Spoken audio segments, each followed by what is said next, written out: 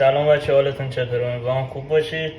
امروز اومدم یه روش سوخاری کردن که هم سریع هم رژیمی رو تست کنم. خب طبیعتا سینه مرغ میخوایم، نون جوبر و پودر سوخاریمون و یکم ماست رو میزنیم، نمک، پودر سیر، فلفل قرمز، آبیشن و یه هم میزنیم.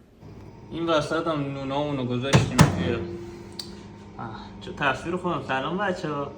آره، نونامو میذاریم توی مایکروفر، بعدش خوردش میکنیم تو شیکر یا آسیاب کن. پودر سوخاریمون آماده است، مرغمون رو میزنیم تو پودر سوخاری، کاورش میکنیم، بعدش هم میذاریم توی ایر فرایز فیر یا هرچی که خودتون راحت دارید برای اینکه روغن مصرف نشه.